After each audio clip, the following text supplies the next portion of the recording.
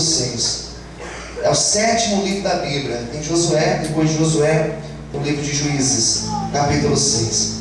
Versículo 1 a seguir, amém? Percebeu que o vizinho está sem Bíblia? Convide ele para ler junto com você. Não seja egoísta. Convide ele, convide ela para compartilhar da palavra do Senhor nessa noite. Quantos precisam ouvir a voz de Deus? Digam amém. Juízes capítulo 6. Graças a Deus. Juízes capítulo de número 6. Versículo 1. Porém os filhos de Israel fizeram o que parecia, o que diz aí? Aos olhos do Senhor. E o Senhor os deu na mão dos midianitas por 7 anos. E prevalecendo a mão dos midianitas sobre Israel, fizeram os filhos de Israel para si, por causa dos midianitas, as covas que estão nos montes, e as cavernas e as fortificações. Porque sucedia que, semeando Israel, subiam os midianitas e os amalequitas, e também os do Oriente, contra eles subiram, e punham-se contra eles em campo, e destruíam a novidade da terra, até chegarem a Gaza, e não deixavam mantimento em Israel, nem ovelhas, nem bois, nem jumentos, porque subiam contra os seus gados e tendas, e vinham como gafanhotos em tanta multidão, que não se podia contar, nem a eles, nem os seus camelos, e entravam na terra para destruir. Assim Israel empobreceu muito pela presença dos midianitas. Então os filhos de Israel clamaram ao Senhor. E a igreja diga amém? Vamos orar? Feche os teus olhos. Senhor, meu Deus e meu Pai, venha falar conosco nesta noite, através da palavra que será ministrada. Revela o teu querer e a tua vontade às nossas vidas. É o que eu te peço e te agradeço, em nome de Jesus. Amém. Vamos aplaudir e exaltar ao Senhor nesta noite. Glória a Deus. Deixa eu fazer uma breve introdução. O livro de Juízes vai falar de um período aproximado de 330 anos de Israel. Esse período de Juízes, para muitos, não é nem considerado período como renascimento. Renascimento para muitos não é considerado período, considerado uma ponte. O período dos Juízes também é considerado uma espécie de uma ponte. Como funciona essa ponte? É como um adolescente. Hoje eu estava conversando com uma mãe, explicando isso a ela, que o adolescente, ele está numa fase como uma ponte. Não é criança mais, mas também não é um jovem, um adulto. Então ele está num momento de transição. É uma ponte. Período de Juízes, o período de 330 anos, 300 anos a 330, é uma ponte. Porque vai mostrar uma época que é a entrada do povo na terra prometida, a terra de Canaã, por Josué, e antes da monarquia, antes do primeiro rei, que foi o rei, nome de Saul.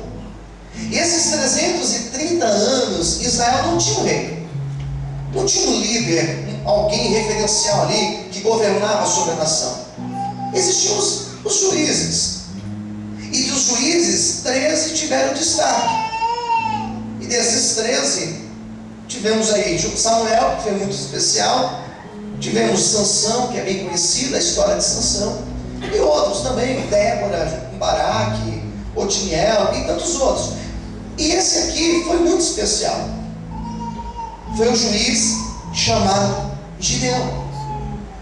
E na época de Juízes, foi uma época considerada uma época de trevas, uma época caótica, porque o povo estava passando por um afastamento de Deus. Eles tinham saído do Egito, entrado na terra prometida, estavam no conforto da promessa de Deus, uma terra boa, que manava leite e mel, mas eles começaram a sofrer do mal chamado esfriamento espiritual. E a pior coisa que existe é quando a pessoa, ela começa a esfriar espiritualmente. Porque conforme ela vai esfriando, ela vai se afastando de Deus. E conforme ela vai se afastando de Deus, ela vai se aproximando das coisas do mundo, de tudo aquilo que desagrada a Deus. Deus, quando fez a promessa da terra, Deus falou: olha, eu vou abençoar vocês, a terra é muito boa. E eles começaram a viver, primeira coisa, uma inconstância espiritual. A pior coisa que tem é o crente inconstante. É aquele que crê hoje, amanhã já não crê. É aquele que hoje ele quer Deus, mas se amanhã aparecer alguma coisa para ele fazer, uma festa para ele ir, ele vai para a festa, ele vai fazer o que tiver que fazer. Ele não se preocupa com a vida dele com Deus. Isso é uma inconstância espiritual. O segundo mal que começou a acontecer com este povo é que eles se tornaram infiéis a Deus. Eles não tinham palavra com Deus, eles não tinham compromisso com Deus. Então Deus permitia que eles sofressem. Então nós vamos ver que esse povo, eu vou explicar mais para frente, nós vamos ver que esse povo, eles começaram a viver um ciclo vicioso. E o terceiro mal que eles começaram a viver foi o mal da idolatria. Porque naquela terra já existiam habitantes. E ao invés de eles influenciarem aquelas pessoas, eles eram influenciados por eles. Ao invés de eles pregarem Deus para eles, eles estavam se convertendo aos deuses estranhos dessas nações. Quem está entendendo, diga amém. O grande problema é quando você está no meio de pessoas que não conhecem a Deus, e ao invés de você influenciar essas pessoas, você é influenciado por essas pessoas. E como nós somos influenciados? É a mesma coisa do pastor. Eu faço faculdade, uma faculdade católica. É a mesma coisa de eu ser influenciado por eles. Em nenhum momento eu influenciá-los. Eu preciso também influenciá-los. Eu preciso também falar da maneira que Deus tem trabalhado e tratado na minha vida. Quem entendeu, diga amém. Amém. Queridos, eles começaram a viver aquilo que eu chamo de ciclo vicioso. E o que é esse ciclo vicioso? Ciclo vicioso, ciclo já diz, é aquilo que sempre se repete. É aquilo que sempre acontece. E qual era o ciclo vicioso que esse povo estava? Eles estavam em obediência a Deus. Daqui a pouco eles caíam para o pecado, deixavam de ser obedientes. Daqui a pouco Deus permitia que eles caíssem na mão das outras nações, e eles se tornavam escravos. Eles clamavam a Deus. No momento que eles clamavam a Deus, Deus levantava um juiz, e através desse juiz Deus livrava o povo. Daí Deus livrava, libertava, e eles andavam na obediência. Daqui a pouco eles deixavam de ser obedientes e voltavam a ser infiéis a Deus, caíram no pecado, voltavam a ser escravos, e começou a repetir isso. Esse ciclo foi se repetindo e se repetindo. Deus abençoava, eles se afastavam, caíam, voltavam, e assim foi. Parece a vida de muitas pessoas.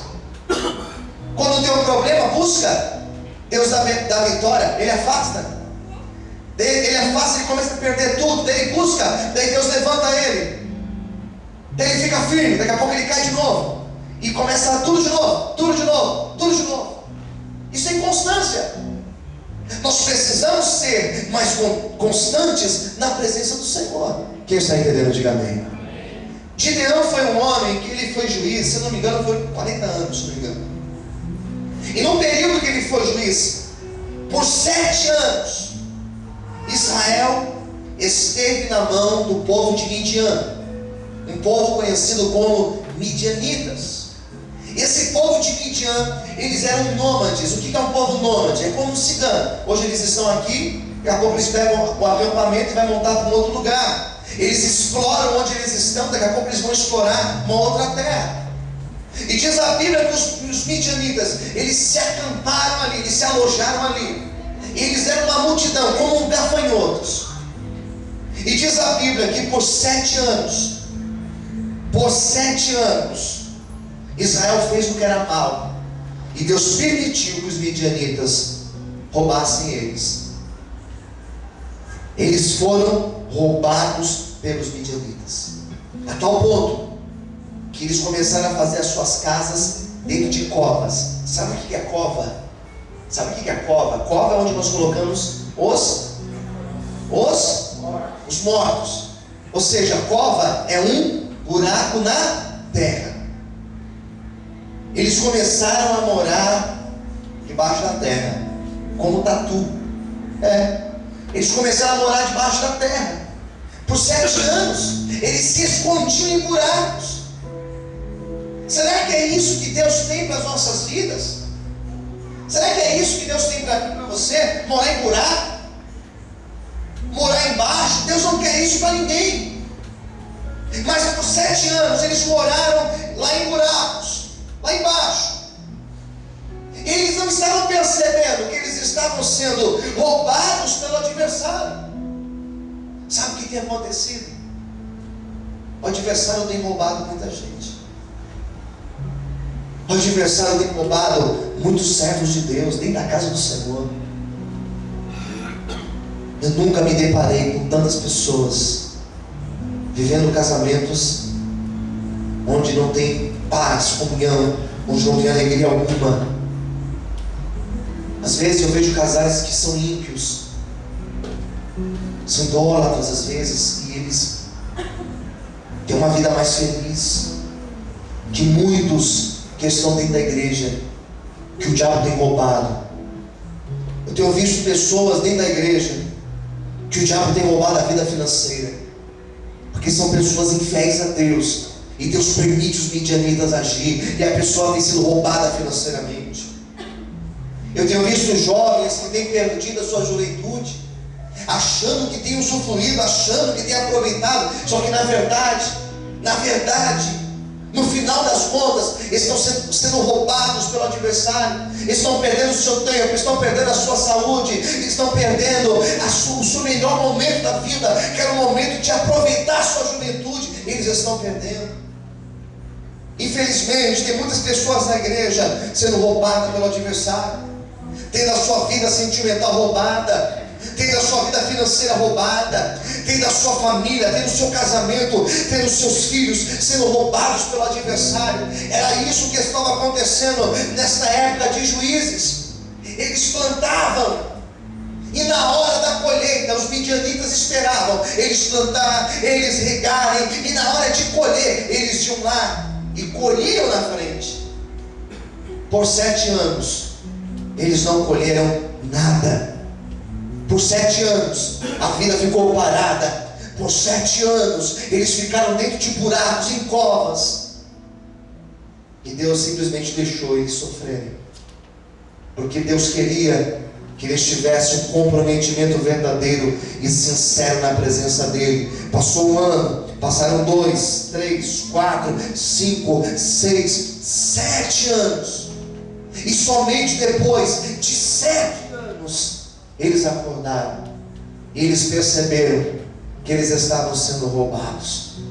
É incrível que tem pessoas que demoram tanto tempo para perceber que têm sido roubadas pelo adversário. É incrível que pessoas têm trocado a bênção de Deus por pratos de lentilha que o adversário tem oferecido, e só depois de 7 anos conseguem perceber o quanto tem sido roubado pelo adversário. Só que nesta noite eu venho como um homem de Deus, como ministro do Senhor, para denunciar todo o roubo do adversário da tua vida. Eu não sei se você tem sido roubado na tua vida sentimental, financeira, no seu casamento. Eu não sei por quantos anos a tua vida está paralisada, mas eu quero hoje profetizar que a partir dessa noite, que a partir desse culto, a sua vida vai caminhar para frente, porque Deus, Ele tem uma vida, e uma vida com abundância para te dar. Em nome de Jesus, quem crê nesse Deus, levanta a sua mão para o céu, glorifica e aplaude o Senhor nessa noite. Aleluia. Amém. Você pode glorificar a Deus? Dá uma olhada a Deus aí, irmão. Direita o corpo aí, levanta a cabeça, olha para o seu irmão, olha nos olhos dele e diga: Deus tem uma palavra de fé para você nessa noite. Com mais fé e autoridade, diga: Deus tem uma mudança para a tua vida hoje. Diga para essa pessoa. Quem crê, diga amém. Amém. Queridos, sabe o que aconteceu? Lembra do ciclo vicioso? Então eles começaram a clamar: Senhor, me ajuda. Senhor, ajuda, Senhor, ajuda, Senhor. Deus dá uma estratégia. Senhor, ajuda, Senhor. Interessante que a luta Um dos pontos interessantes da luta é que a luta nos faz buscar a Deus. Já vi gente falar assim: eu nunca orei tanto, pastor, como eu tenho orado hoje. Eu ouvi isso de uma pessoa esses dias: eu nunca orei tanto como eu tenho orado nessa semana aqui, pastor. Já percebeu que quando você tem uma coisa para resolver, você ora mais? Você fica mais crente? Você fica uma bênção, você fica uma gracinha na tua casa, né? Você fica vigiando, você fica aí atento, só ouve louvor, entra no carro, está lá ouvindo diante do trono, né? Que bênção. É assim que acontece. Por quê? Porque você está na luta. Quem entendeu, diga amém. Esse povo, eles começaram a buscar a Deus, se converteram, se posicionaram. E Deus, Ele é compassivo, irmãos. Eu não serviria para ser Deus. Eu acho que nenhum de nós aqui serviríamos para ser Deus. Deus é compassivo, porque mesmo Deus sabendo que esse povo era um povo interesseiro, mesmo Deus sabendo que esse povo era um povo descompromissado, que ia melhorar, eles iam voltar naquele ciclo vicioso, Deus começou a ouvir aquele povo. E Deus levantou um profeta para falar com esse povo. E qual foi a palavra de Deus? Versículo de número 7 até o versículo 10 vai falar das palavras de Deus. Vamos ler? Sucedeu que, clamando os filhos de Israel ao Senhor por causa dos midianitas, 8, enviou o Senhor um profeta aos filhos de Israel, que lhes disse: assim diz o Senhor Deus, Deus de Israel: do Egito eu vos fiz subir, e vos tirei da casa da escravidão, e vos livrei da mão dos egípcios e da mão de todos quantos vos oprimiam, e os expeli, eu os tirei de diante de vós, e a vós dei a sua terra, e vos disse: eu sou o Senhor vosso Deus. Não temais aos deuses dos amorreus, em cuja terra habitais, mas não destes ouvidos à minha voz. Deus falou assim: olha, eu livrei vocês na época do Egito.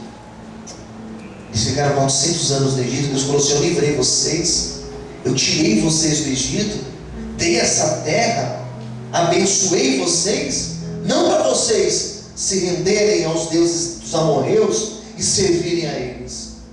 Ou seja, eu abençoei vocês para que através da vida de vocês o meu nome seja glorificado e exaltado. Aleluia. Porém vocês não deram ouvido à minha voz. Sabe o que tem acontecido? Deus tem falado conosco. Deus tem falado conosco. Só que nem sempre damos ouvido à voz de Deus. Quem entendeu, diga amém. Deus tem falado conosco aqui no culto, só que às vezes nós saímos da igreja e nós esquecemos daquilo que Deus falou conosco. O Senhor fala conosco, nós até choramos na hora da palavra, nós até somos impactados pela palavra, mas é uma palavra que não cai na terra fértil, cai entre as pedras e não produz raiz, e vem a luta, a pessoa se afasta. Tem muita gente que Deus tem falado, mas ele não dá crédito àquilo que Deus tem falado. Mas eu glorifico a Deus, que ainda que tem um tanto que não tem dado ouvido, tem um outro tanto que tem dado ouvido, e esses têm ouvido a palavra, e Deus tem feito milagres, e Deus tem operado maravilhas. Se hoje você der ouvido à voz do Senhor, pode ter certeza que a tua história será mudada, e através da tua vida o nome de Deus será exaltado e glorificado. Você pode aplaudir e exaltar o Senhor nessa noite. Aleluia. Você pode glorificar a Deus? Amém, queridos? Minha mensagem tem 3 momentos: introdução, segunda parte, quando Deus fala com o povo, né? Falando para eles que eles estavam colhendo o que eles tinham plantado, e a terceira parte, última parte, quando Deus falou com Gideão. Escolha alguém perto de você e diga para essa pessoa: Deus vai falar com você nessa noite. Ou melhor, diga assim: Deus vai continuar falando com você nessa noite. Sabe o que aconteceu, queridos? Estou na última parte. Deus olhou lá do céu, vasculhou a terra.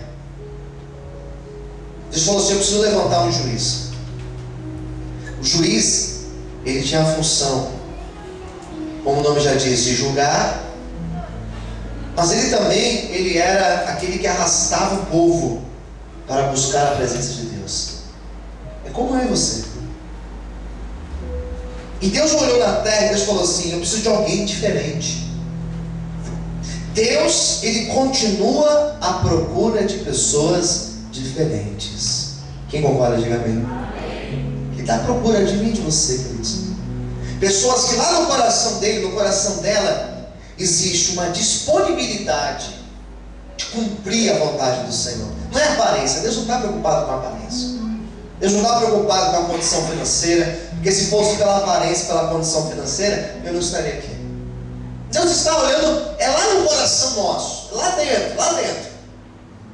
Daí, queridos, Deus olhou na terra e Deus viu um homem chamado Gideão. E eu gostei muito da história de Gideão.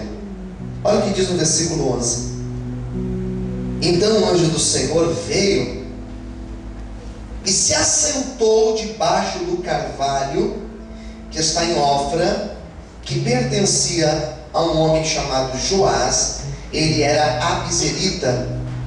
Gideão e seu filho, ele estava malhando trigo no largar para salvar dos medianitas. Então, de toda aquela terra, você sabe que na época de crise tem muita gente que para e se conforma com a crise. Quem concorda, diga amém. Para, desiste. Gideão, ele estava trabalhando. Gideão não estava parado. Diga para quem está ao seu lado: Deus não quer ninguém parado. Diga para essa pessoa. Mas, irmão, mas diga com voz de fé, em nome de Jesus. Diga para ele: Deus não quer ninguém parado. Amém?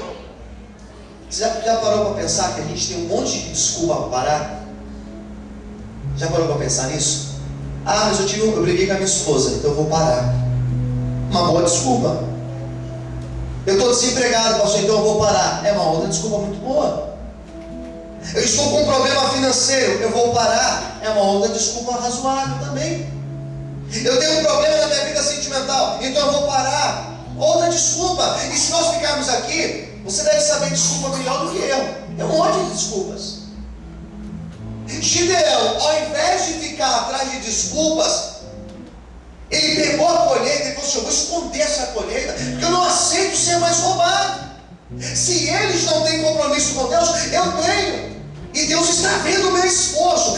Deus está vendo o teu esforço. Pode ser que você é sozinho na tua casa, é sozinho na tua família, mas continue, porque Deus, Ele está vendo o teu esforço e Ele vai te honrar em nome de Jesus.